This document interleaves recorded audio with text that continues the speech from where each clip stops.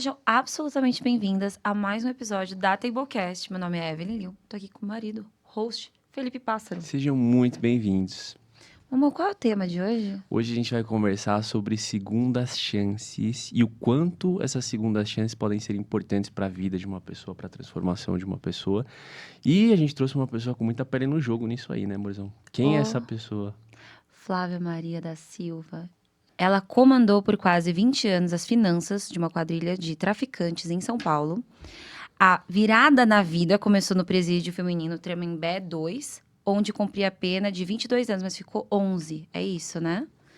E Isso mesmo. hoje, gente, é isso. Recentemente, acho que faz 1 ou 2 meses que você assumiu o cargo de CEO da Tereza Vale a Pena, negócio social que emprega mulheres egressas do sistema prisional. Seja Seja bem-vinda, Flávia. bem-vinda. Muito obrigada. Eu que agradeço. Importante estar aqui e falar dessa segunda chance. Exato. Exatamente. E qual a sua história? Minha história é a história de uma menina que nasce em uma periferia, São Paulo, no extremo leste, Onde? Itaim Paulista. Quando, aos 14 anos, eu sou filha de nordestinos, pessoas que vieram tentar a vida, meus pais, na cidade grande, né?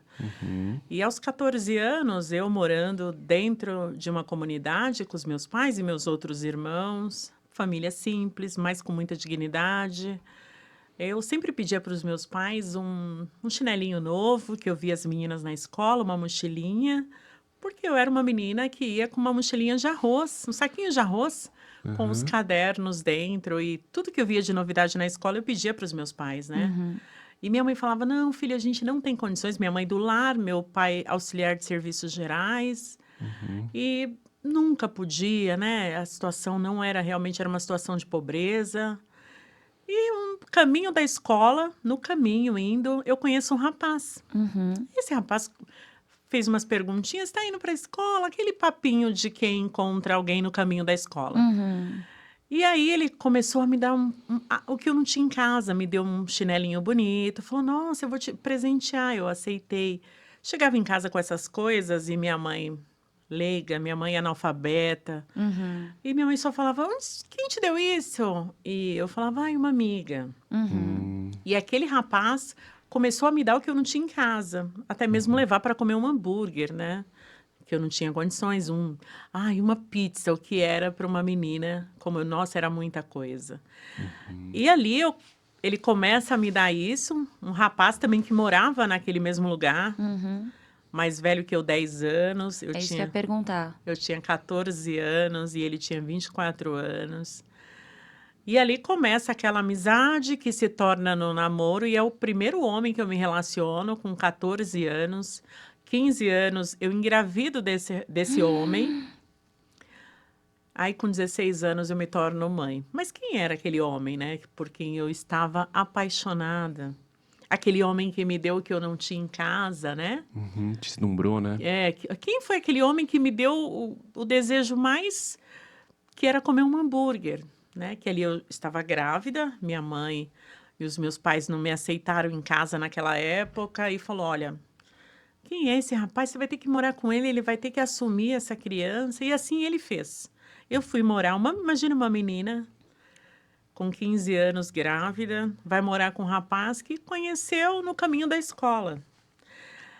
E nesse período, ele falava para mim que trabalhava, olha, eu tô indo trabalhar. E eu, o sonho, né? Parecia que eu estava ali gerando uma boneca, né? Um sonho. Até para entender, Flá, antes de continuar, nesse momento que você mora com ele, você teve o abandono da sua família ou eles continuaram presentes? Minha mãe é muito presente, meu pai mais radical, minha mãe sempre com o olhar de mãe, de mulher, né? Aquele cuidado, a filha, eu estava perto. E minha mãe sempre esteve presente, mesmo escondido do meu pai, porque meu pai foi o mais radical ali da história, que filha tinha que casar e ter tudo certinho. E minha mãe nunca me abandonou, em momento nenhum. Nem meus irmãos, que eu tenho outros irmãos, né? Eram mais novos que eu, mas sempre nesse período estiveram comigo. E eu fui morar com esse rapaz. A barriga cresceu, os 9 meses nasceu o bebê. Meu filho tinha aproximadamente uns 6 meses. acho que 5 para 6 meses, ele é assassinado, o pai do meu filho. Como Sim, foi sim, esse sim. dia? Como você descobriu? Eu em casa, eu recebo a notícia que ele tinha sido assassinado através de um rapaz. Chegou lá e falou, olha, ele foi assassinado. E, por incrível que pareça, foi perto da minha casa, da casa que a gente morava. Nossa. É, E nessa época você ainda nem sabia o que ele sabia de fazia. nada. Eu Ele era uma... saía, falava, vou vou trabalhar. trabalhar. Eu ficava em casa ali, o bebê tinha nascido, aquele amor, cuidando do bebê. E aí, quando ele é assassinado, eu ainda tô naquele mundo, né? Eu entrei em desespero, uma menina. Eu já imaginava ele que era minha segurança, mas ali, quando falou, ele foi assassinado, mas era um sentimento de perca, de meu Deus, e agora? Perdi o grande amor da minha vida, porque ele era o grande amor da minha vida. O pai do meu filho, e eu, quem matou ele? E quem trouxe a notícia para mim foram os amigos, né? Os amigos dele. Ah, a gente veio trazer uma notícia triste, Flávia. E ali eu não sabia ainda quem era aquele homem com quem eu vivia. Aí teve todo o processo de velório, enterro, e eu, uma menina no luto, uma criança no luto com Uma outra criança. Criança. nos braços. 16 anos. E ele foi enterrado, aí eu tive um contato de uns amigos dele. Me chamou e falou, olha, Flávia, agora você vai ter que assumir. Eu vou assumir? Assumir o quê? Ah, você vai ter que assumir tudo que ele fazia e tal. É, né? Falar para você que ele tinha algumas responsabilidades aqui Aham. e você vai ter que tomar conta, porque é assim que tem que ser. E eu, tá, então vamos assumir. Vamos assumir, mas Ficou também bem não sabe. genérico, assim. Assumir, eu era uma menina, imagina uma menina com um bebê. E tá bom, vamos assumir. É, porque é assim que você vai se manter, Flávia. Para você continuar se mantendo e cuidando dessa criança, você vai precisar de continuar tudo que ele fazia. E eu segui. E levei um período para entender o que era que ele fazia. Aí eu Imagino. descubro, com o passar assim de uns 6 meses, olha, ele morreu porque foi uma disputa de tráfico. Ele era o traficante da região. E eu, ainda para mim, o que era ser traficante? Eu era filho de nordestinos, era uma vida simples, pobre, mas que não tinha relação com o tráfico de droga. Eu não tinha orientação dentro de casa do que seria. O que é droga? Meu pai e Entendi. minha mãe nem sabia, e que dirá me ensinar sobre o que seria isso. Proporção desse entendimento, né? Não tinha isso em casa, né? E aí eu passei ele é traficante, tá bom, então vamos seguir. Continuei por algum tempo, assim, sem noção nenhuma. Acho que até eu fazer 20 anos, eu não colocava a mão em droga. Os caras, amigo dele, começou a me ensinar como que era o movimento. E assim eu fui seguindo, gente. Segui. Quando eu passei a ter entendimento mesmo do que era o tráfico de drogas, eu estava mergulhada num submundo de muito poder, porque é um poder paralelo. Acreditem ou não, o submundo do tráfico e o crime, na real, organizado, ele tem um poder incrível paralelo dentro da nossa sociedade. Quando em 2012, meu filho tinha crescido, meu pai tinha ido embora de casa, abandonado minha mãe, com os filhos, com outra mulher, muita coisa tinha acontecido. Eu passei a dar um suporte para minha mãe, mesmo naquela vida. E aí vem a minha pergunta também. Tudo isso acontecendo. Sua mãe descobriu, seu pai descobriu? Minha mãe descobriu, meu pai descobriu tudo, e minha mãe sempre muito orientadora, mas é aquilo também, nem minha mãe. O que é que pode acontecer, né? Filha, o que você está fazendo é certo? E eu, olha, mãe, não é certo, mas eu preciso fazer isso. Eu estou dentro disso agora. E o mais, assim, eu sempre me pego fazendo uma análise de o quanto existem outras Flávias. Hoje, esse é o meu ponto. Existem outras Flávias ainda, né? Mas a gente vai chegar nesse ponto já. E Flávia deu continuidade ao submundo do tráfico, exerceu uma liderança. Eu, sendo uma mulher, nunca imaginei na minha vida comandar um tráfico de droga a nível internacional, interestadual, como eu comandei, sendo mulher. E com um monte de homens, a minha subordinação. É isso, pensando, porque tem muitos homens. Muitos. Assim, na verdade, é impossível nem imaginar o tanto de de desafios, de medos, né? Muitos. E não é fácil também. Porque até mesmo dentro do submundo do crime, do tráfico, existe essa... mulher não pode isso. Mulher não faz isso. E quando eu chego nesse nível de entender, né, onde eu estava, o risco que eu corria até mesmo dentro desse mundo, Sim. porque eu era uma mulher que muitos homens não me aceitavam nessa posição. O que é uma mulher comandar o tráfico sozinha? Com um monte de homens ali sendo subordinado. Mas isso, eu começo a entender e virar a chave assim em 2012. 2012 eu fui presa. Veio uma... Eu nunca coloquei a mão na droga, só para vocês entenderem. Eu nunca fui vapor na biqueira. Eu nunca fui aquela vendedora que colocava a mão ali, não. Eu comprava de grande quantidade, sem ver. Administrativo. Toda a parte de logística, administrativo, tudo era eu que fazia. Uhum. Assim, era tudo por mim, né? Vinha a ordem minha. Olha, não, isso aí você pode comprar. Mas eu tinha um financeiro, eu tinha alguém que cuidava da logística, de como fazia tudo isso.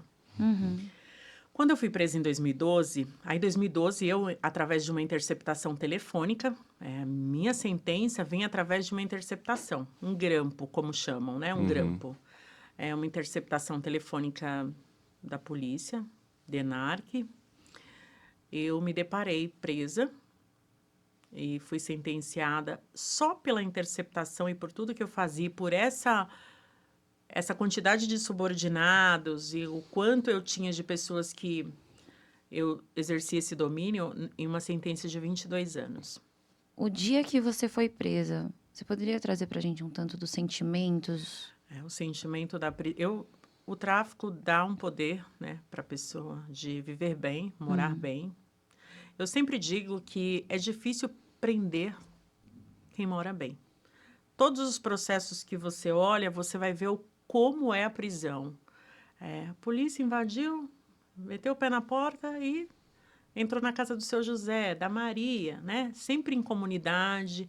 E quando você mora bem, num lugar melhor, num condomínio melhor, com mais segurança, é difícil para a polícia adentrar dentro desses lugares. E o tráfico me proporcionava morar em um lugar melhor, de segurança. E no dia da minha prisão, eu estava em casa. E um único rapaz que sabia onde eu morava, porque eu era uma pessoa que eu não falava assim... Meu telefone, só para vocês saberem, não era um telefone que todo mundo tinha. Eu tinha uma pessoa que tinha o meu telefone e mesmo assim esse telefone estava grampeado. E essa pessoa, e eu sempre evitei comprar tudo. A gente pede tudo. As pessoas normais pelo telefone. Compra, você vai no fast food, mercado, tudo hoje é pelo telefone, que você passa seu endereço e quando você está numa interceptação telefônica, eles estão vendo tudo que você está fazendo, desde pedir um lanche. iFood. Então você está sendo acompanhado. Então era muito fácil eles terem meu endereço, né? Porque era o Curioso. endereço da Eu sempre entrega. achei que o grampo era só se fosse telefone. Nada. Então, Tudo. WhatsApp, aplicativo, tudo. Tudo. Porque existe, né? É pedido para o juiz, é uma quebra desse sigilo para eles. E o meu foi com autorização judicial. Então, eu estava dentro da minha casa. No momento, era de madrugada, 2 horas da tarde. E tinha portaria. E eu já me deparo com alguém já na minha porta, na campanha da porta. Eu abri, eu vi que era uma equipe de polícia. Aí eles falaram para mim, ó, você tá presa, a gente tá com uma escuta telefônica sua e perdeu o Flávio. Falei, perdi? Tá bom, vou presa, né? Tá. Isso aí eu tinha aquela ilusão que essa prisão não fosse tão longa. Tá. Porque eu via tantos casos, né? Fui preso, tá, saiu, tô de prisão domiciliar. Quantos anos você tinha? Eu tô com 46, gente. Eu sou péssima. Eu não sou de exata, sou de humanas. Eu também. Mas eu tinha uns 34 anos, 33 por aí. Então, Acho que é isso, né? 11 anos eu fiquei, eu tô 2 anos livre. Imagina, 14 anos 44 com uns atrás. 33. É uns 33, Ele é de 32. exatas. Essa é de exatas? Isso, Aham. qualquer coisa você joga no colo dele e faz a Formação, conta. né? Formação, ótima. Eu não, gente, eu Mas, sou péssima. E aí eu fui presa. Tô lá, chego na penitenciária feminina do estado, Uhum. minha primeira unidade prisional que eu chego. Chego nessa unidade prisional, o momento de inclusão, todo mundo sabe como que é feito, você faz uma triagem. E ali, pasme, eu começo a entender o que é estar presa. Uma coisa é você imaginar e outra coisa é você estar. sim. Porque todo aquele poder Uhum. de ter aquele monte de gente que falavam que eram seus amigos, que gostavam de você, tamo junto, que é a frase do crime, né? Tamo junto. Tamo junto. Uhum. É mentira. Derreteu. Derreteu. Ninguém tá junto com ninguém. Uhum. Esquece. Esquece. Isso porque eu tinha acabado de chegar a primeira semana, um mês, 4 meses eu fui sentenciada. Fui para as audiências. Com 4 meses eu sabia que eu tinha 22 anos de pena para cumprir. Meu Deus. Nossa. O baque. que O arrepiado. baque. O baque, 22 anos de pena, que dependendo da forma que você vai cumprir essa pena, Uhum. talvez ela se torne muito mais. Você chegou ali na prisão. Você se lembra do primeiro dia, da primeira noite? Claro. Como é que foi? Se foi você não se importar. Meu primeiro dia na prisão, quando eu faço a reflexão, assim, que eu chego na cadeia, que eu entro na cela, foi o dia, assim, que eu quis morrer mesmo. Porque Penitenciária de Santana é uma das cadeias que eu posso dizer até, perto de todas as outras que eu passei, que essa foi a minha primeira passagem, pelo período de pena que eu cumpri, ela é a menos ruim. Então, e eu lá quis me matar. Quis me matar, sim. Falei, eu vou morrer. Eu não vou aguentar ficar aqui. Não que eu tentei contra a minha vida, mas eu pensei, eu falei, gente, eu não vou aguentar viver dentro desse lugar. E Santana tem uma realidade muito triste. E ali eu começo a fazer uma... Sabe quando você faz reflexões sobre suas atitudes? Porque Santana vem as mulheres que vivem na Cracolândia. E Entendi. por algum período eu comecei a enxergar. Ali chegava aquelas mulheres, a gente percebe o quanto elas são lindas, mas o quanto a droga está destruindo essas mulheres. E eu sempre fui uma mulher que eu gostava de ouvir história. Esse período que eu cheguei, eu falei, não, eu quero saber por que essa mulher está aqui. Eu sei da minha história, né? Eu sou uma menina que entrei nesse mundo, mas todas que chegavam eu perguntava, por que você está aqui? E a história vem entrelaçada à droga, a maioria. E a maioria das mulheres em Santana, elas vêm da Cracolândia. E eu comecei a fazer uma reflexão. Falei, gente, para mim existir bem, morar bem, essas pessoas estão sendo destruídas. Ainda que porque eu não sabia, eu tive contato com usuários de droga, eu nunca fiquei na biqueira vendendo. Mas quando eu chego na prisão, eu começo a receber essas pessoas, né? E na mesma cela que eu, o que era uma mulher falar para mim, olha, eu tive que me prostituir para me usar droga. Quando a desintoxicação da droga é horrorosa, porque elas começam a aparecer coisas no corpo, sabe? É mulheres com doenças sexualmente transmissíveis, porque elas se sujeitam àquilo, A qualquer coisa pra pela poder droga. comprar. E eu começo ali, nos meus primeiros meses, falando, gente, que é isso? O que a droga faz na vida da mulher, dessas mulheres? Mulheres perderam seus filhos. Tem mulher que não sabia nem onde estava o seu filho. Teve seu filho na rua. Ai, alguém pegou meu filho e foi embora. E eu falava, o meu está em casa, né? Bem cuidado, estudando bem. Mas para o meu estar daquele jeito, dela tinha que estar Sumindo. naquela situação. E eu começo a fazer essa reflexão. E, gente, eu sou uma pessoa realmente, eu falo direto isso, a minha história eu conto isso. Eu sempre gostei das pessoas mais simples.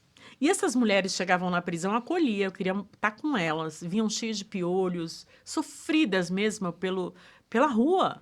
E eu falava, gente, eu quero estar com essas mulheres. E eu passei 5 anos em Santana, só cuidando dessas mulheres. No meu período de prisão, que eu passei nessa unidade prisional, foi cuidando dessas mulheres. E eu fiz essa reflexão na minha vida que para uns existirem, vivendo bem sobre o lucro que o tráfico dá, outras pessoas têm que viver naquelas condições. E eu falei, não, para mim não dá. Essa vida eu não quero mais. Mas como era, Flávia, pensar numa vida diferente, com uma sentença já, tinha passado o período, tinha sido sentenciada há 20 anos. Mas e aí, Flávia? Tá, você entrou para a prisão com o ensino médio, né? Vai sair, vai fazer o quê? Uhum. Eu falei, eu não quero mais essa vida, mas eu vou fazer o quê da minha vida? Essa era a pergunta. Aí eu já tinha um rótulo de mulher que cumpriu pena, mulher que vai sair do sistema, tirou cadeia, né? Que é isso. Como será a Flávia, Uhum. já mais madura? Não é nem só pouca escolaridade, mas também esse estigma. Total, total. E eu fui entender esse estigma após a minha saída. Porque dentro da prisão, você já assiste na televisão que bandido bom é bandido morto. Uhum. E acabou. O que tem para você entender que vai ter de futuro para você é o crime. Uhum. Esse é um formato que eu passei Entendi. longos anos da minha vida entendendo que não tinha outro caminho. Eu falava, o que eu vou fazer, né? Enquanto isso, o crime vem fazendo a captação dele internamente, porque eles querem pessoas. E eu sempre fui uma mulher, vocês veem a minha história desde o começo, eu exerço uma liderança, me exercia, né? Em tudo que é canto da minha vida. E eu cheguei na prisão, muitos convites do crime organizado, de facção. Flávia, você tem que estar com a gente. Eu falava, não. Eu não quero ser uma mulher faccionada, porque o crime na minha vida não vai ser para sempre. Mas você tinha medo de dizer não? Não, não tinha, porque eu tinha construído a minha história dentro do crime sem ser do crime organizado, sem ser da facção. Então, existia um respeito, né? Eu fiz a minha história. E o que é fazer a história, né? Que história foi essa que eu fiz? A história de uma mulher dentro do crime, que ela entra para dentro do sistema com esse respeito, é uma mulher que não deve. É uma mulher que cumpria seus combinados, ainda que dentro daquele submundo. É a história que te traz o respeito. É a história que você não é injusta com ninguém, você não comete injustiças. E eu chego dentro do sistema com essa história. Com essa reputação. Com essa reputação. Então, falar não para o crime, para uma facção, é simples falar, não quero isso para minha vida para sempre.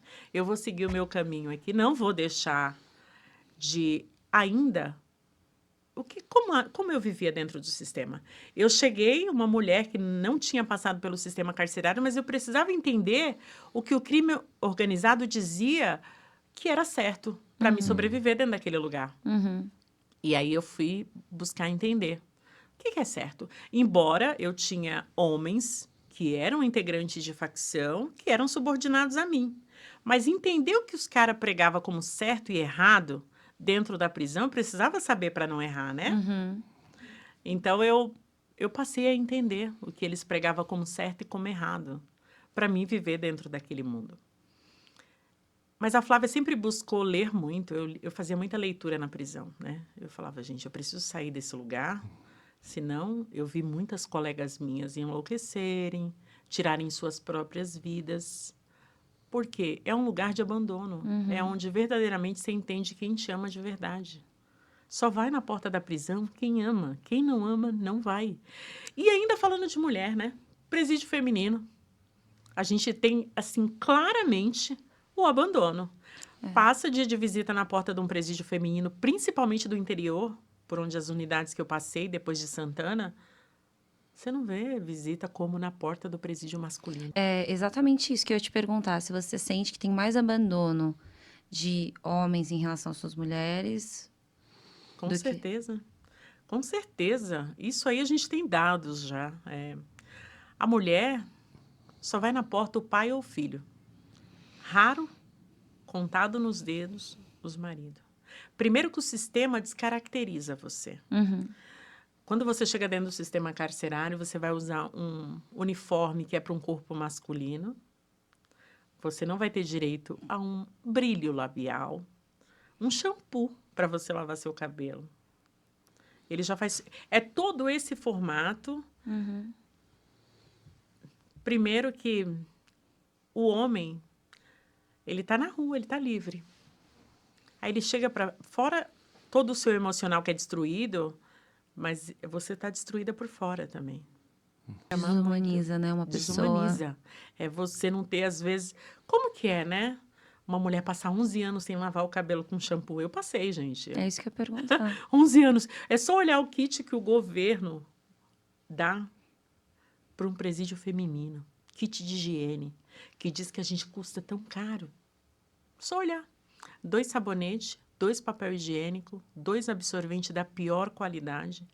E o seu sabonete é para você lavar seu cabelo, lavar sua roupa, lavar seus pratos que você tiver. Por isso que a gente fala, né? Tem gente que entra na prisão. Eu identifico esse cheiro muito fácil, porque eu vivi durante anos nesse lugar. E às vezes as pessoas que vão falar, Flávia, tem um cheiro, porque é todo mundo com o mesmo cheiro. É um cheiro forte e é um quadrado onde todo mundo faz suas necessidades fisiológicas, se alimenta e usa o mesmo sabonete. Então é um cheiro muito forte e marcante. E um creme dental. Por exemplo, esses 2 absorventes, são 2 unidades? 2 pacotinhos parecendo protetor diário. Meu Deus. Tá. Tá? Isso aí, independente do fluxo da mulher. Independente. Eu saí, em uma das saidinhas minha temporária, eu trouxe um kit. Porque às vezes falar... E hoje eu não falo num lugar de ódio, não, gente. Eu falo num lugar de amor, tá? Não estou fazendo... Isso aqui é para as pessoas entenderem o quanto uma mulher sofre na prisão. Que isso vai mudar?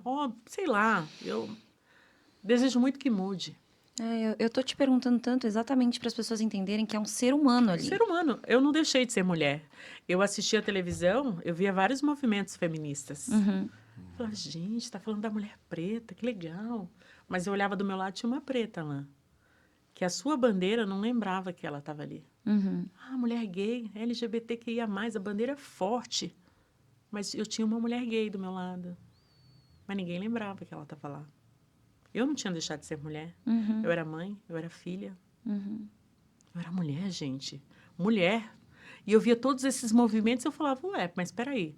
Então, a gente só está com os nossos enquanto ele não comete um erro. Porque depois que você comete um erro, você se torna um erro humano. Mas, ao mesmo tempo, quem nunca cometeu um erro? Quem nunca? Quem nunca cometeu um erro? Tem tanta gente que comete os seus erros e ninguém fala, ninguém vê, né? Então, eu fiz muitas reflexões sobre esse movimento de mulher.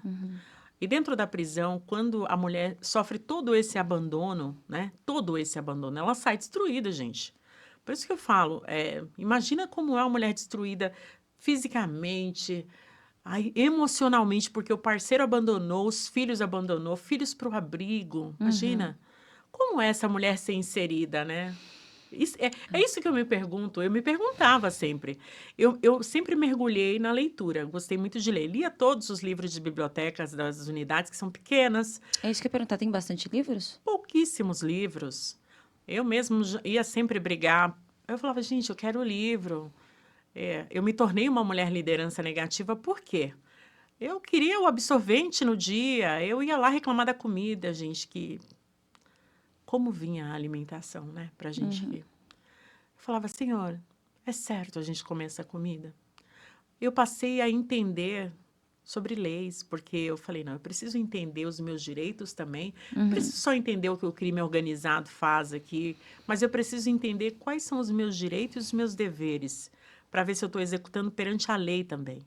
Aí eu passei a estudar muito execução penal. Ler. Eu vou ler. Eu falava, senhor, mas está lá na LEP que eu tenho direito ao meu absorvente, ao meu papel higiênico. Por que não chega? Isso é o mínimo da dignidade humana.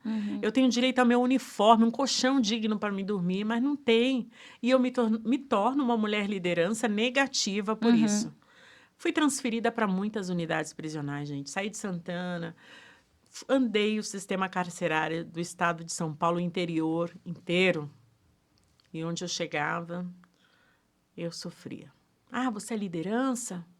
porque aquela que defende os seus direitos se torna uma mulher liderança. Eu tinha medo de falar que eu era líder. Tinha hora que eu tinha falado, eu sou líder mesmo, doutor, sou líder.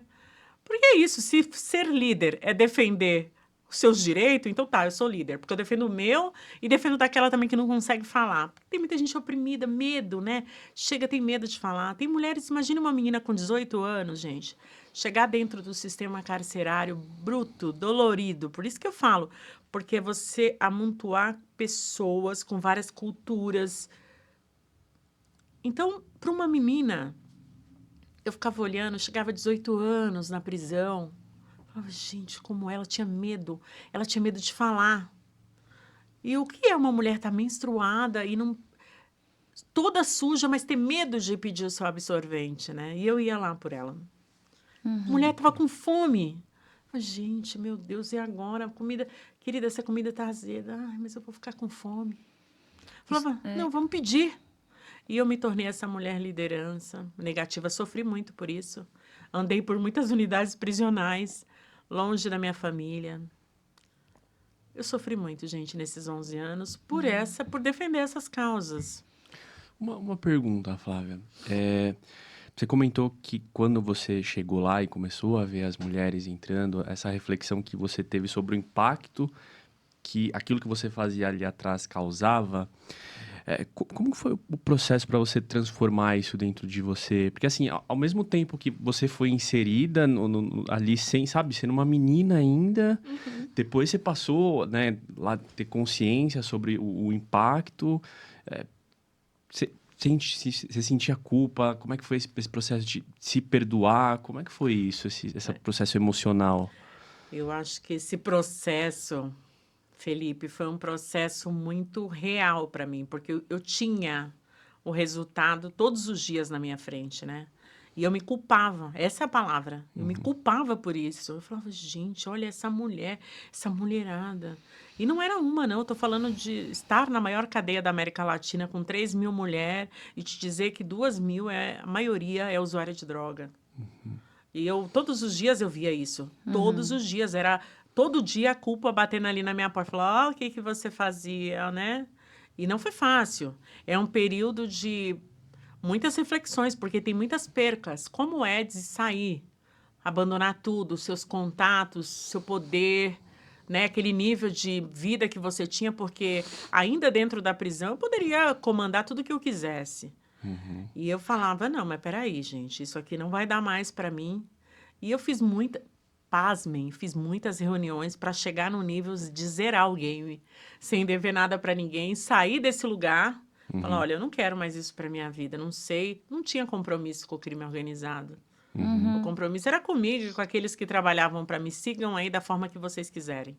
Eu não quero mais isso. É que vocês não... Eu falava para eles, e cadeia, infelizmente, todo mundo sabe aí, muitas unidades prisionais, na minha época, tinha contato com o celular, né? Então, eu fiz muito isso e falava, olha, eu não quero mais saber de nada. Então, vocês toquem o que vocês quiserem, da forma que vocês quiserem. Eu vou seguir minha vida, eu quero trabalhar dentro da prisão, porque eu descobri que para remir a pena eu preciso trabalhar. Porque eu quero ir embora desse lugar. Porque se vocês verem as condições humanas dessas mulheres, se despedaçando, você vê mulheres jovens, idosas, todo o perfil. E você fala, meu Deus, que é isso? É como se você vivesse num mundo, as pessoas se tornam um zumbi, gente, por causa da droga. As pessoas perdem suas identidades, suas referências de seres humanos. A mulher não querer tomar banho, a mulher passar meses, 3 meses, se lidar com uma mulher, você fala, não, peraí, isso aqui é muito real para mim. E eu passei 5 anos nessa realidade. Mas eu não sabia, aí eu trabalhei na prisão, em firmas que me deram emprego, e eu fazendo essa imersão. Todo dia eu chegava e falava... E eu fui desintoxicando desse mundo. Mas eu não sabia como ia ser minha vida na saída. Isso aí era uma coisa que eu não sabia. Eu sabia que eu fiz essa escolha. Paguei um preço por essa escolha, porque eu vivia do meu salário que eu ganhava dentro da prisão.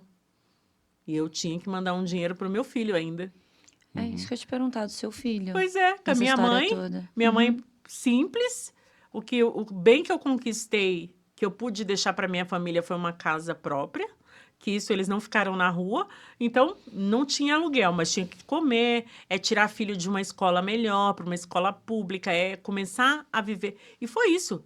Minha mãe foi me visitar, eu falei, mãe, nunca mais eu faço nada de errado. Minha mãe, minha filha, que bom. Mas minha mãe sem noção, né? Ia fazer o quê? Só que agora eu já tô com os meus irmãos maiores, que também dão um suporte para minha mãe. E foi aí que eu consegui. Mas não foi fácil, viu, Felipe? Essa pergunta sua era a minha cobrança todos os dias, diária. É ver uma mulher chorando na abstinência da droga. É uma mulher contando a história dela que fala, meu, você não sabe o que eu fiz por causa disso aí. E histórias feias. E eu falava, não, acho que isso aí, eu tenho que sair desse lugar. E esse período meu nessa penitenciária, eu falo que foi tudo proposital mesmo. Eu acredito em Deus, não tenho religião, mas eu acredito em Deus. Quando eu fui transferida dessa unidade prisional, eu perguntei para o diretor, que ele me chamou e falou, você vai ser transferida. Eu já sabia que eu era vista como liderança, mas eu estava amparada pela justiça, pela lei, porque era a minha aproximação familiar, né? Estava na capital, minha família, Zona Leste, capital. Então, não tinha como eles me transferir. Depois eu fui transferida. Um dia, o diretor chega e fala assim para mim, vou te colocar na lata, quer te mandar de bonde. Pode arrumar suas coisas que você vai ser transferida. Eu falei, mas por quê? O senhor está me tirando de perto da minha casa. Mas eu já tinha feito todo esse movimento na minha vida. Tinha aquelas que estavam indo embora, recuperada. E a gente sabia, eu ficava sabendo que elas me escreviam depois. Que legal. Falei, nossa, fui pegar minha filha, arrumei emprego. Eu falava, ai, gente, não volta mais. Gente, eu tenho um acervo de histórias. Isso aí é fatos reais. E aí, eu falei, gente, eu vou ser transferida. E sem entender, o que eu vou fazer longe de São Paulo, interior? Você vai ser transferida para o interior de São Paulo. E assim aconteceu, gente. Eu viajei 11 horas de São Paulo, dentro de um bonde. Fui para Pirajuí, interior de São Paulo. 11 horas porque eles param dentro do bonde, com a gente no bonde. Que é o carro da transferência, né? Quem não sabe. É aquela lata que a gente fala. Para almoçar, para tomar café. E eu sei que eu cheguei... Foi uma transferência com muitas mulheres. Eu fui transferida junto com outras. O momento da transferência é o pior. Todo mundo dentro de um mesmo espaço. Mulheres sem onde urinar. Todo mundo urinando. Banheiro, no mesmo espaço, nada. Sem ventilação. Passando mal, desmaiando. Urinando, vomitando e defecando. Meu Deus. Eu paro na penitenciária de Pirajuí, uniformizada que a gente vai. E eu sempre entrei... Quando eu entrei nesse bonde, eu falei, se eu sair viva daqui... Porque foi minha primeira transferência longa. Eu falei, preciso ter um autocontrole muito grande para me manter. Porque fica tudo escuro, você não vê nada dentro, só vê as coisas acontecendo. Você se molhando, você não sabe do que, né? E 11 horas sem comer também. Sem comer nada. E aí essas pessoas, quando abriu assim, que foi pra gente descer, eu tava com o meu uniforme, todo vomitado, todo sujo, sabe? As piores condições, menina desmaiada, sabe? Outras abanando, sem saber nem onde estava abanando, tiraram a camiseta. Foi uma coisa, assim, chocante a chegada da gente em Pirajuí. E quando eu chego em Pirajuí, eu perguntei para a diretora, quando ela me recebeu, eu falei, o que eu vim fazer aqui? Ao estado que eu tô, eu sempre muito com essa liderança minha... Como vocês fazem isso com a gente? Olha o estado, cala a boca, aquele tratamento... Super enfim, gentil. Eu passei 30 dias nessa unidade e depois fui transferida de novo. Fui para em Tupi Paulista. Chego lá também. O que eu vim fazer aqui? Mais longe, a última cadeia do estado. Outra vez, um sofrimento. Chego... E eu andando. Você vai passar 30 dias aqui. Nem desci para o convívio, fiquei num lugar chamado Triagem, RO. Mais uma transferência. Para onde eu vou agora? Você vai para Tremembé. Voltou. Voltei, fiz a volta. Vale do Paraíba. Você vai para Tremembé. Chego em Tremembé. Desumano a recepção da direção comigo. Nossa, pense como eu fui recepcionada, né? O diretor falou, quem manda aqui... Eu nem sabendo por que ele estava falando tudo aquilo para mim. Quem manda aqui sou eu. Mas eu vinha com uma fama de liderança, né? E vou dizer para vocês, gente, ali era o lugar que ia mudar a minha vida. E aí eu não entendi ainda o que eu fui fazer em Tremembé. Falei, tudo na volta, vocês vão mandar para Santana. E a diretora falou assim para mim, olhou bem para mim o diretor, os dois. Não, daqui você não sai, você só vai sair daqui quando você cumprir sua pena. Falei, então tá bom, mas vamos ver como é que vocês vão fazer eu cumprir essa pena. Eu sempre muito boca dura assim, né? Vamos ver. Eu quero estudar, tem curso aí dentro, tem trabalho, não tem nada para você aqui. Falei, nada? E eu vou fazer o quê na prisão? Para remir minha pena, né? Aqui quem manda é nós, o diretor e a diretora falou para mim.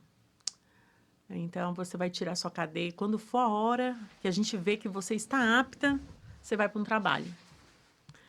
E vou dizer para vocês, gente, eu não entendia. Todos os dias eu me perguntava, 30 dias eu ali, 2 meses, 3 meses, 1 ano. O que eu vim fazer nesse lugar? Eu cheguei lá em 2016. Em 2018, 8 de março, eu já estava assim... Sabe o dia que você acorda e fala assim, não quero viver mais nesse lugar. Fiz um coque no meu cabelo, tô deitada lendo. Tinha lido todos os livros da biblioteca. Falei, olha, alguma coisa tem que acontecer na minha vida, porque eu não aguento mais esse lugar. 8 de março. Chega uma colega minha, assim, de convívio lá, ela estava do lado de fora, que ela era faxina, ela falou assim, vai vir uma ONG aí, Flávia. Falei, vai? Pra quê? Ela falou, veio falar de trabalho pra gente. Eu falei, mais uma? Eu nem acredito mais em nada. Ela, vou colocar seu nome. Eu falei, nem coloca, porque eu não vou. Eu não vou porque eu tô cansada de ser enganada. Eu tô naquele dia, assim, que eu não quero ver ninguém, Deolane, chamando ela, né? Eu chamava ela de Deolane. Hoje eu chamo ela de Rosicleide. Aí ela falou assim, mas eu vou pôr seu nome. Eu falei, não coloca. Ela colocou meu nome, gente. Sem eu saber, tô deitada lá, a guarda veio abrir a porta e falou assim, seu nome tá aqui para você ir numa palestra de uma ONG, 8 de março. Eu falei, eu não vou xingar essa guarda pelo jeito que ela falou comigo. Ela já veio? Uhum. Eu falei, feliz Dia das Mulheres pra senhora, viu? Ela falou assim para mim, se você se mexer ali dentro, abriu para me sair, você já sabe, né? Sem gracinha. Ela falou, senhora, se existe uma coisa que eu faço é respeitar as visitas. E eu tenho certeza que essas pessoas aí atravessaram todos esses portões para estar aqui dentro. O que elas vão falar ou não, pouco me importa. Eu quero respeitá-las. E eu fui para essa palestra, gente. Chego lá, vejo um monte de gente, juiz, promotor, diretor-geral, diretora de disciplina, todo mundo nessa palestra. Aí eu falei, meu Deus, abriu para todo o pavilhão e foram todas as mulheres, 365 mulheres. A gente entrou num espaço enorme, assim, que era um lugar de visita. Aí eu vejo o microfone, ainda eu falando, eu vou matar a minha amiga que colocou meu nome. Aí todo mundo tinha que se apresentar no microfone. Aí eu vejo uma mulher branca, né, lá, uma postura, assim. Aí veio o microfone, eu falei, ainda vai ter que falar por que eu tô aqui, gente. Aí o microfone chega na minha mão, eu falo assim, meu nome é Flávia, tô presa por tráfico. E já passei muito rápido. E pasmem, eu não gostava de falar, gente. Dá para acreditar nisso? Do jeito que eu falo hoje, não gostava. Falei, tomara que isso acabe logo. O microfone volta lá onde estava essa mulher. Aquela mulher branca que na hora que eu entrei, eu olhei e falei, mais uma que veio aqui meter o louco. Essa mulher pega o microfone, gente, e fala assim, você aí, seu nome é Flávia, né?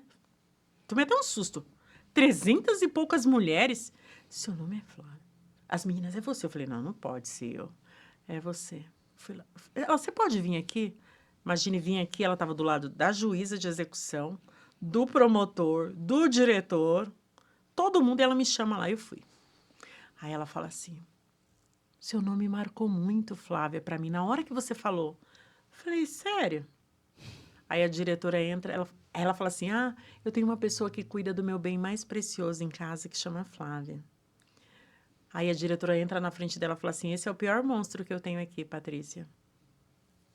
Falei, é Patrícia o nome da senhora, né? É o que ela acha de mim. Eu não sou esse monstro. Aí Patrícia vira para a diretora e fala assim, ou o monstro dela vai se dar super bem com o meu, ou a gente não vai se dar, né, Flávia? Falei, a gente vai se dar. A gente vai se dar. Ela falou, você quer mudar de vida? Eu falei, é o que eu mais quero. Eu busco uma oportunidade e você não tem noção, a senhora, o quanto eu estou sofrendo para imaginar o que eu vou fazer quando eu sair desse lugar. Aí ela falou, pois bem, eu trouxe uma oportunidade aqui para quem acreditar, Flávia, que vai mudar vidas. Eu quero trazer um projeto chamado Empreendedorismo Atrás e Além das Grades. Mas o que era empreendedorismo atrás e além das grades? Quem era aquela mulher branca, loira, com uma cara de rica, que eu tinha que acreditar nela? Uma mulher que eu não acreditava mais em ninguém. Tanto abandono, tanta traição, tanto descaso. Aí eu olhei para ela e falei, a senhora tem isso? Tem. Você quer? Falei, eu quero. Quando ela falou que para a gente formar, para a gente chegar onde a gente queria, a gente tinha que formar uma cooperativa, ela falou, aí a palestra voltou, né? Eu voltei para o meu lugar. Ficou 6 mulheres. Por quê? O preso, ele não acredita em sonho mais. Cooperativa é ser sócio um dos outros. É produzir, vender e depois dividir o lucro. Todas as mulheres foram embora. Ficou eu e mais 5 mulheres. Aí ela me chama de novo e fala, Flávia, não tem como ficar com 5 mulheres, 6, né? Eu preciso de 25 mulheres no mínimo. Pasme, gente. E daí, falei, volta na semana que vem, quem sabe elas não mudam, né, de ideia. E eu voltei com um sentimento dentro do meu coração. Falei, essa mulher, ela não ia entrar nesse lugar à toa. Do nada, Falei, ela atravessou, ela passou por todo o constrangimento, porque qualquer pessoa que entra na prisão, ela tem que ser revistada, ela passa por tudo. Ela não ia vir aqui à toa. Mas quem era a Patrícia Vilela? Era só esse o nome que a gente sabia, que ela se apresentou. Eu não sabia de nada.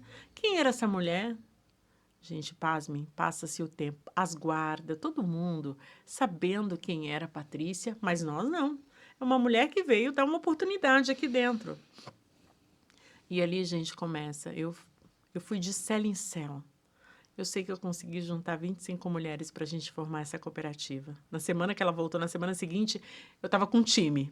Falei, olha, tá aqui as mulheres que pegam bitucas, as pessoas mais sofridas, as cheias de piolho. Ela falou, então vamos montar a cooperativa com essas mulheres. E todos os dias essas mulheres falavam para mim, Flávia, vai entrar dinheiro aqui para a gente comprar nem que for um cigarro, né? Eu falava, espero, né? Senão eu vou ter que dar um cigarro para vocês, não sei de onde. E toda quarta-feira a Patrícia entrava na prisão. Aí eu falava, dona Patrícia, olha, aí montou uma cooperativa, um ateliê lindo, ela trouxe máquina, capacitou a gente. Nossa, em todos os níveis. Conheci pessoas incríveis. Helena Rizzo, uma Masterchef, teve lá. Pessoas muito influentes entraram na prisão, mas a gente não sabia quem era a Patrícia. Quem é a Patrícia? Quem é essa mulher que conhece tanta gente, né? E ela falava assim, meninas, Flá, a gente vai ter que produzir. E com 2 meses eu vou retirar todos os produtos e a gente vai fazer um leilão no meu espaço, vou convidar os meus amigos do meu marido.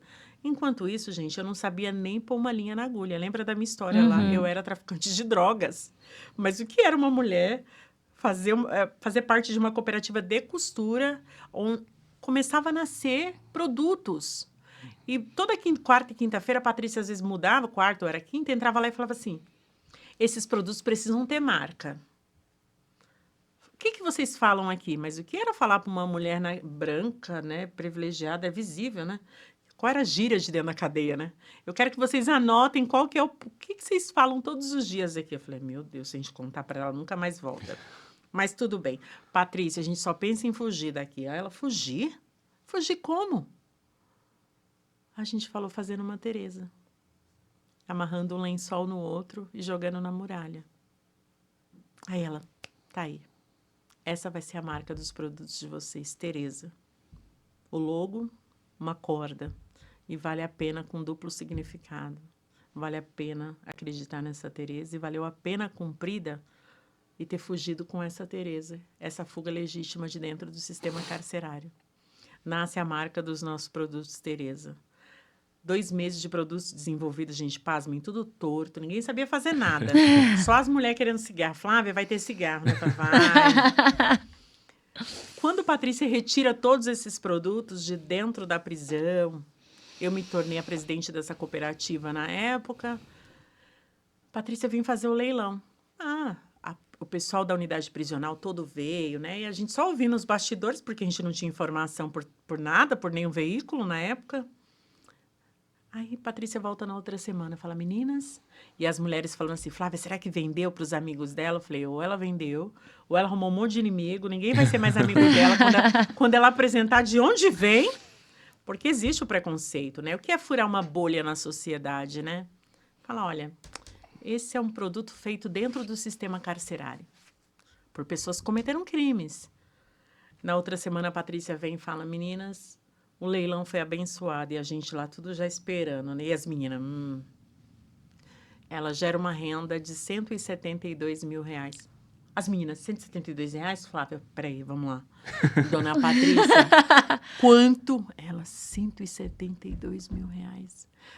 Só para vocês entenderem o impacto disso. Aquelas mulheres que pegavam bituca, esse dinheiro foi dividido em 26 mulheres, deu coisa de quase R$7 mil para cada. Dá para comprar uns cigarros. Gente, essas meninas que não tinham televisão, porque lá tem uma folha de pecúlio, um mercado na prisão, que quem tem dinheiro que a família deposita pode comprar suas coisas. E esse dinheiro foi depositado no pecúlio dessas mulheres, aquelas que não tinham o mínimo da dignidade humana, que é uma televisão que não assistia há anos, luz, ou um shampoo pôde comprar suas coisas e elas entrando com isso. Imagina como foi a visão daquelas que não acreditaram quando viram o tamanho dessa renda e o quanto foi impactante isso dentro do sistema carcerário. Impactou tanto que o governo suspende as atividades da cooperativa. Suspende? Suspende. É porque faz todo sentido, né? Suspendeu as atividades. Aquelas mulheres que sonhavam tanto, falou, não, gente. E Patrícia feliz, falando, é isso, vocês têm que ter dignidade, vocês têm que mandar dinheiro para a família vir visitar vocês, mandar dinheiro para os filhos. Mas quem era a Patrícia? Onde veio você? Você fala para ela, de onde veio você? Porque o quanto ela comemorava e vibrava por dar certo o mínimo para a gente, né? Não. E desde o óculos, a assistência jurídica, a psicologia, todos esses profissionais ela começou a levar para nos acolher e, de repente, o Estado fala, não, governo, não quero bandida sendo empresária. Dona do seu próprio negócio? Suspende as atividades da cooperativa em Tremembé. Teve alguma desculpa para isso? Sim, porque a cooperativa, uma pessoa que cumpre pena, ela não pode... Ela é como se a gente não tivesse legitimidade, a mulher ali, o preso, para constituir uma cooperativa. Não está amparado isso pela lei. Esse foi o argumento. Mas primeiro abriu tudo, fez. Só quando viu o tamanho da renda... Existe um erro, então, já, né? Sim. Porque, Se fosse tinha pouco, precedente, tudo bem. né? Então, mas quando viu, falou, o quê? Porque eles sabiam onde a gente podia chegar. Nós não sabíamos, né? Então, quando ele suspende as atividades, que volta a gente para dentro do cárcere, fechou tudo, suspendeu, acabou. Nossa. Esquece, vai todo mundo aí. O crime que toma conta de vocês, então. Bem assim. Porque imagina, né? É o que eu sempre coloco. O que é para uma mãe, mulher, chegar dentro de uma prisão? Cadê o apoio do Estado, né? Ela deixou um filho, às vezes. Como que essa mulher vê esse filho? O Estado não vai lá, mas o crime você pode ter certeza que vai lá falar para ela. A gente pode te dar esse apoio para você ver seu filho. E eu quero ver quem é. Quem é a mãe? Qual é a pessoa que vai falar não para isso, nesse extremo? Então, Patrícia, ela tinha essa leitura. E essa briga foi grande, porque ela não aceitava isso. Ela falava, eu não aceito isso. Como suspender as atividades? Devolver essas mulheres para o ócio. Né? A gente está conseguindo dar o mínimo da dignidade humana, que essas mulheres têm potência para muito mais. Eu quero inverter essas potências que eu encontro aqui dentro. Ninguém quis saber. Mas eu continuei com a minha bandeira levantada, tinha feito a minha escolha. Falei, não, eu vou seguir isso. Eu acredito nisso como uma causa agora para a minha vida. Que é a oportunidade, gente, ela é capaz de tudo. Quando a pessoa tem visibilidade, o que ela deu para a gente foi ela nos enxergou. Ela deu para nós o que a gente estava assim, Ninguém enxergava a gente há muitos anos. Deu perspectiva para vocês também, Sonhos. né? Sonhos. Você imagina o que é uma mulher horizontes. passar anos vendo bege, branco e cinza, que é a muralha? Bege, branco, uniforme cinza da muralha. Você não sabia o que era um colorido, mais de nada. E, de repente, a cooperativa te traz couro, artesanato, bordado, crochê, né? A gente desenvolveu uma marca que possa ser a história de uma mulher, né? E ela falou, olha, eu quero que, se vocês se permitam, contar a história de vocês na tag de vocês. Então, a pessoa que adquire o nosso produto, ele vê a história da mulher que construiu atrás. Mas a quem a gente quer que chegue esses produtos? É na periferia? Não. Ali todo mundo sabe qual que é a realidade. A gente quer furar bolhas. A gente quer que uma mulher, madame, que anda com uma bolsa X caríssima, fala, não, eu tenho que andar com essa bolsa. Isso é impacto social. Eu estou fazendo a diferença aqui, em algum momento. Essa mulher não deixa de ser mulher, né? E quando tudo isso acontece na minha vida, eu fico lá.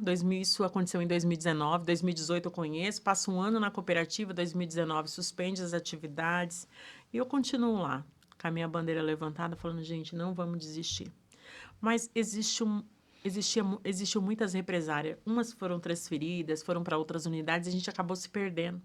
Muitas meninas, mas eu continuei firme e eu sempre mantive contato com Patrícia e a equipe dela do Humanitas 360.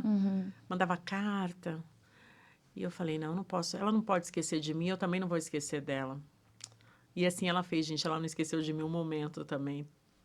Imagina o quanto ela se preocupava com todas essas mulheres que estavam ali, vulneráveis, mas que a gente perdeu um pouco o controle, porque essas transferências iam...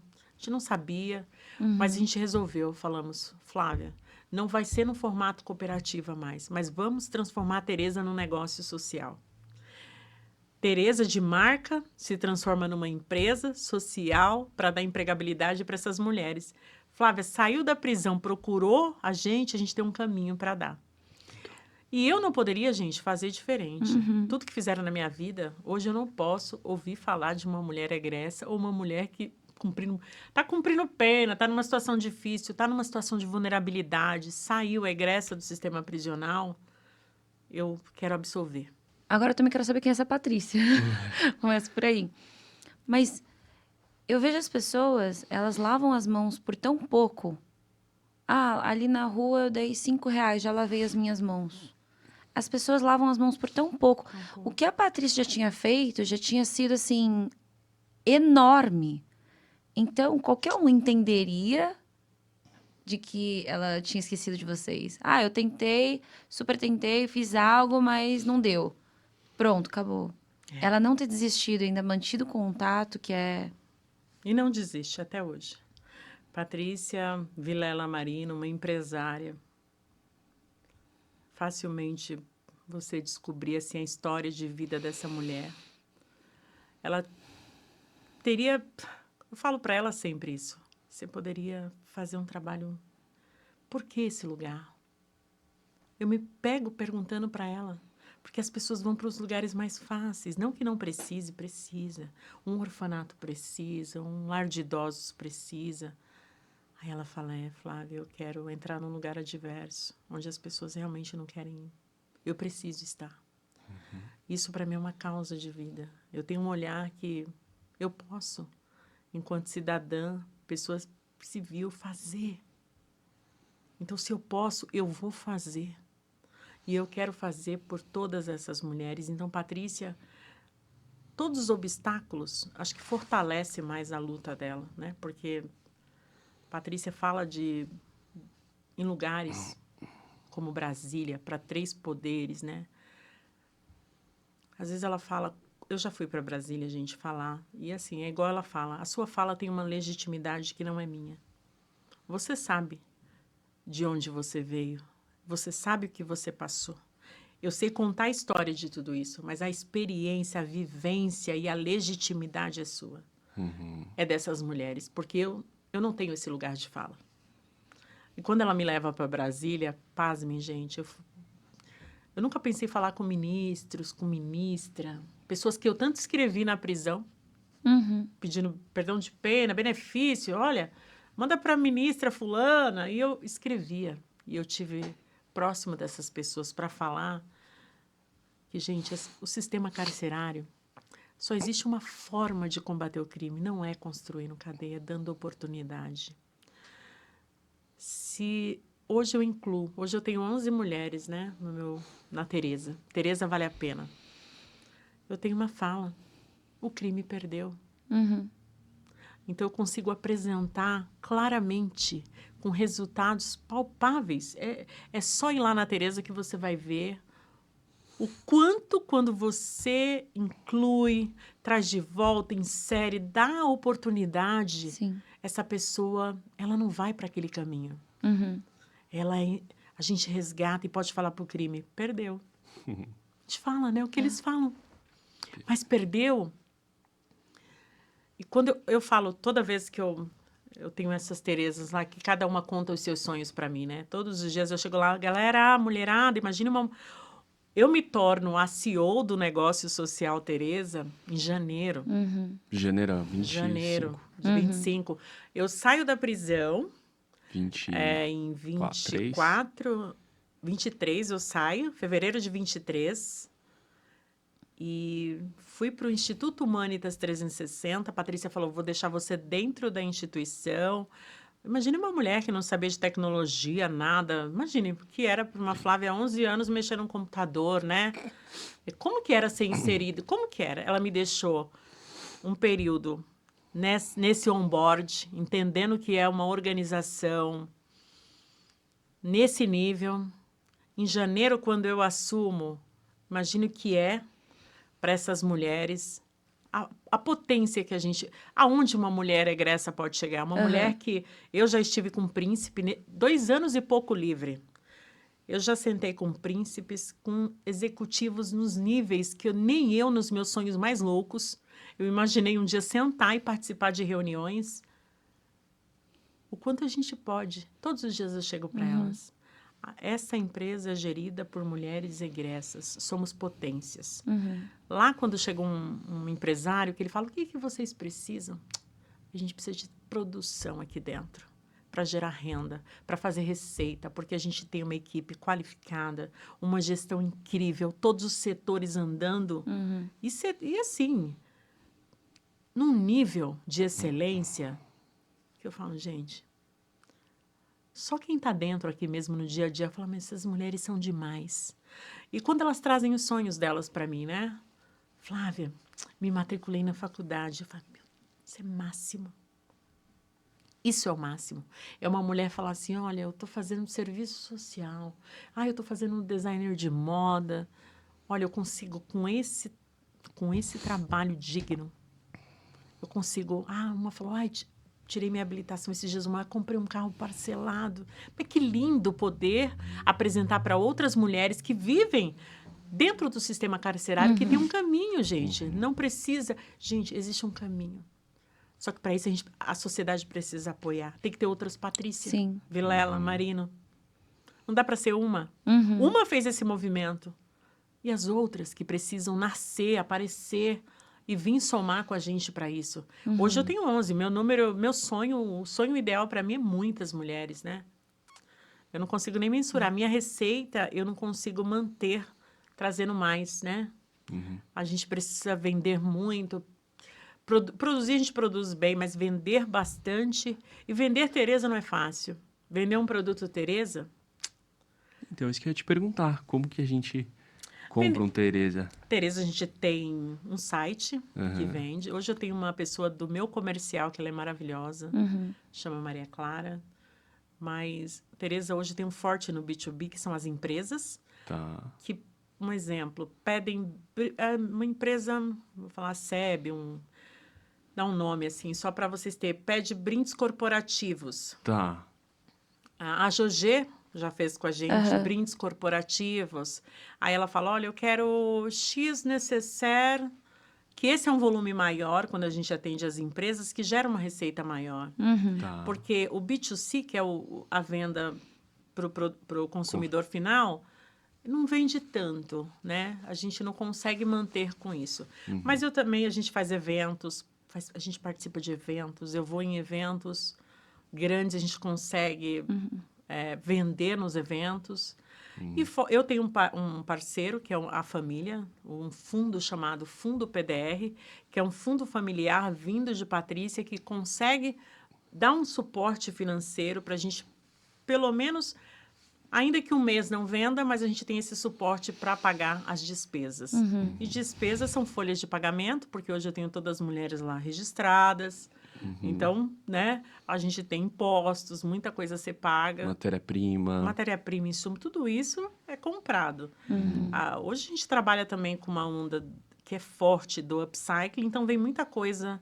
Às vezes o que é lixo para o outro se transforma em produto para a gente que gera renda. Então, Tereza hoje é um negócio social. Vai falar, mas com fins lucrativos? Claro, mas o lucro é todo revertido para esse negócio. A gente ainda não se paga, né? É o que eu falo direto para as mulheres. E para mim trazer outras mulheres, como é trazer mais mulheres? Eu tenho muitas mulheres, gente, batendo na minha porta. Falar, principalmente quando vê a história da gente, né? De resultado. Sai mulheres e fala, Flá, eu preciso de trabalho. Eu tô com meu filho passando necessidade. O que a Tereza faz hoje para não deixar essa mulher desamparada, fala, eu posso te dar um trabalho para você fazer em casa. Que Tereza tem vários produtos, tem desde bolsa de feltro, bordado, crochê. A gente tem uma parceira aqui, Ira Salles, que é aqui na frente também, que veio da Bahia. Através dos dos pedidos de Ira Salles, a gente dá trabalho para as mulheres em casa. Nossa, que maravilhosa, Flávia. E é o mínimo, né? Que eu acho que dentro de toda essa minha história de vida, dessa oportunidade que eu tive, eu não poderia fazer diferente na vida de outras mulheres, né? O mesmo que Patrícia fez na minha. Então, é um pouco da história dessa mulher e não posso deixar, e a gente não pode deixar de falar. Existe um medo, né? As mulheres têm medo. Medo de retomar. Imagine que é uma mulher que ficou tantos anos aprisionada, como é retomar? Retomar a sua vida. Eu tenho mulheres comigo que não é uma colaboradora comum, eu falo isso direto. A gente lida com os medos dela, né?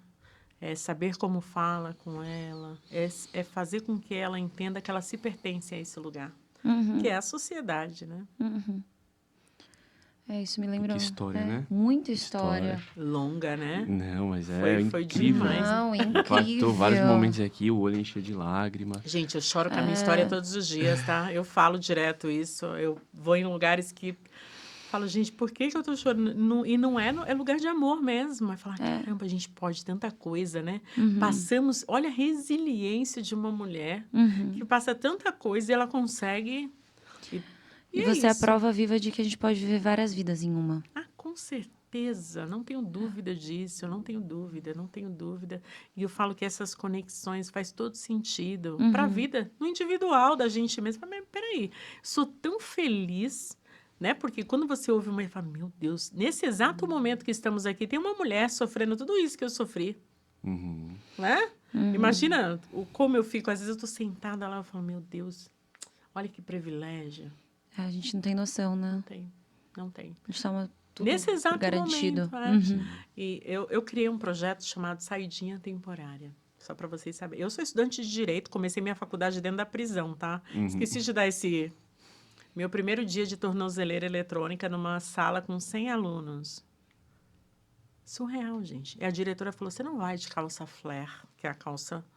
Você vai de calça skinny com a sua tornozeleira para fora para mostrar dentro do metrô, do ônibus e na sala de aula que você é bandida. Meu primeiro dia de faculdade eu tive essa palestra com a diretora. Me chamou para falar isso. Eu pensei que a senhora ia me parabenizar, né? Uma mulher que vai fazer um curso tão bacana, saindo da unidade prisional, como a senhora é gestora. Muita coisa, gente. O sistema é isso, estão convidados, viu? Todos. Sim, nossa. Vão nos visitar. Tereza aqui em Pinheiros. A gente vai inaugurar uma loja incrível lá. Não, eu vou te mandar uma mensagem, a gente vai marcar essa visita. Tá convidadíssimos. Eu sei que a agenda é louca da gente, mas a gente arruma tempo. Vamos. Flávia, e assim, a gente tá chegando no finalzinho do nosso episódio e tem uma pergunta que a gente faz para as nossas convidadas no final, que é, se você tivesse uma mensagem para chegar no ouvido de todas as mulheres do mundo, que mensagem seria essa? Que somos todas iguais. Todas iguais. Não existe uma mulher diferente da outra. E que a oportunidade que ela muda. E o amor é capaz de tudo, de transformar, de quebrar preconceitos. Obrigado por dividir tua Muito história com a gente. obrigada. Foi muito Eu emocionante que mesmo. agradeço, gente. Foi incrível estar aqui com vocês. Obrigada. E Flávia, onde que o pessoal te encontra, os seus projetos, tudo? Temos uma loja virtual. Claro, vocês podem entrar no Instagram, Tereza Vale a Pena. Tá. E vocês podem, Tereza Vale a Pena, vocês vão chegando no Instagram, vocês vão Acha tudo. achar todas as nossas Tereza redes com- lá. Tereza com Z. Com Z. Isso. Tereza Muito Vale a bom. Pena. Obrigada, viu? Obrigado você.